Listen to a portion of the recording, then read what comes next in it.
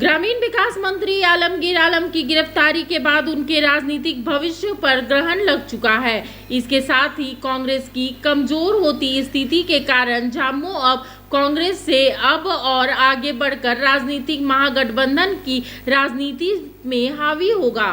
ग्रामीण विकास मंत्री आलमगीर आलम को ईडी ने गिरफ्तार कर लिया है। ईडी आलमगीर आलम के निजी सचिव और उनके नौकर अन्य लोगों के घरों से छापेमारी में लगभग 38 करोड़ रुपए की बरामदगी का स्रोत जानने में जुटी हुई है। इस मामले में आलमगीर आलम की छवि दागदार हुई है। इधर उनके गृह क्षेत्र में उनकी गिरफ्तारी से समर्थक काफ़ी मायूस हो गए हैं, तो वहीं भाजपा लगातार हमलावर हो गई है और झारखंड सरकार में भ्रष्टाचार का आरोप गंभीरता से लगा रही है। साहिबगंज जिले के बरहड़वा प्रखंड के तहत इस्लामपुर गांव के रहने वाले आलमगीर आलम ने पहली बार 1978 में राजनीतिक क्षेत्र में अपना कदम रखा था। 1978 में वह पंचायत महाराजपुर में सरपंच का चुनाव लड़ा और विजयी भी हुए। सरपंच बनने के बाद आलमगीर आलम का उत्साह बढ़ता गया। कांग्रेस पार्टी में उन्होंने लगातार सक्रिय राजनीति की। वर्ष 1995 में वह पहली बार कांग्रेस के टिकट पर पाकुड़ विधानसभा क्षेत्र से चुनाव लड़े। इस चुनाव में उन्हें हार का सामना करना पड़ा, लेकिन वर्ष 2000 में उनको पहली बार सफलता हाथ लगी और बिहार में वो मंत्री भी बनाए गए। वर्ष 2009 के विधानसभा चुनाव में झारखंड मुक्ति मोर्चा के अकील अख्तर ने उन्हें पराजित कर दिया। वर्ष 2014 में भी आलमगीर आलम ने अपनी जीत का परचम लहराया। वर्ष 2019 के विधानसभा चुनाव में भी जनता ने उन्हें चुनकर विधानसभा भेजा।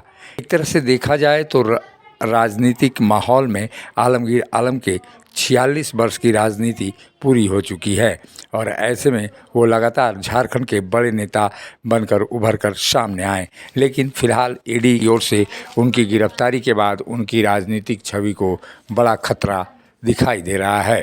चंपई सोरेन में नंबर 2 की स्थान रखने वाले मंत्री आलमगीर आलम की गिरफ्तारी राज्य में कांग्रेस के लिए बड़ा झटका है। पार्टी नेताओं की इस संकट से एहसास उसी दिन हो गया था जब ईडी ने आलमगीर आलम के ओएसडी संजीव कुमार लाल के ठिकानों पर भारी नकदी बरामद की थी। इस घटना के बाद आलमगीर आलम सीन से गायब भी हो गए थे। राजनीति में लगातार वो लोकसभा चुनाव को लेकर दरकिनार किए जा रहे थे। कांग्रेस के पूर्व राष्ट्रीय अध्यक्ष राहुल गांधी के कार्यक्रम के दौरान भी वो नजर नहीं आए थे। इसी तरह वे लोकसभा चुनाव लड़ रहे गठबंधन के प्रत्याशियों के प्रचार अभियान से भी दूर हो गए।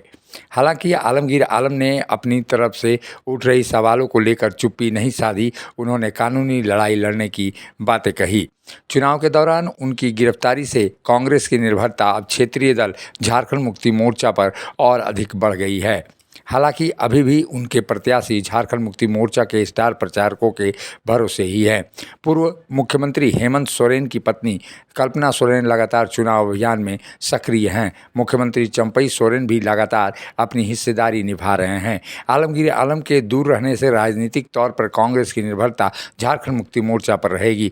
जिन क्षेत्रों में पार्टी के प्रत्याशी चुनाव मैदान में हैं, वहां प्रचारकों की कमी भी महसूस की जा रही है। ऐसे में कल्पना सोरेन का दौरा निर्धारित किया जा रहा है।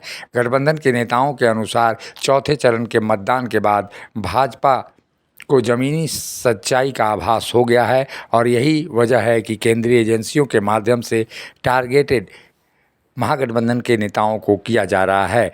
महागठबंधन इसे ध्यान में रखकर रणनीति तैयार भी कर रहा है। लेकिन इतना ज़रूर है, आलमगीर आलम के गिरफ्तारी के बाद उनकी कैरियर को तो भी ग्रहण लगा ही, इसके साथ ही कांग्रेस की निर्भरता झारखंड मुक्ति मोर्चा पर अधिक बढ़ गई है। गठबंधन के अंदर झारखंड मुक्ति मोर्चा अब कांग्रेस से और अधिक बढ़कर अपनी हिस्सेदारी करेगा और ऐसे में कांग्रेस यहां पर पिछड़ती हुई नजर आ रही है। मुखर संवाद के लिए रांची से अशोक कुमार की रिपोर्ट। मिनी लंदन मैक्लुस्कीगंज प्रकृति की गोद में बसा ड्रीम डेस्टिनेशन आपका कर रहा है इंतजार। आइए अपने यादगार लम्हों को बिताइए ड्रीम डेस्टिनेशन में। राजधानी रांची से महज 50 किलोमीटर दूर आपका अपना ड्रीम डेस्टिनेशन। जब टूटती है आस, जब थकती है सांस, जब रूठते हैं अपने, मुंह मोड़ता है जमाना। जब अंगड़ाई लेता है संकल्प, फिर बनती है कहानी, बनते हैं अनमिट निशान। देखिए मेरे साथ संघर्ष की दास्तां।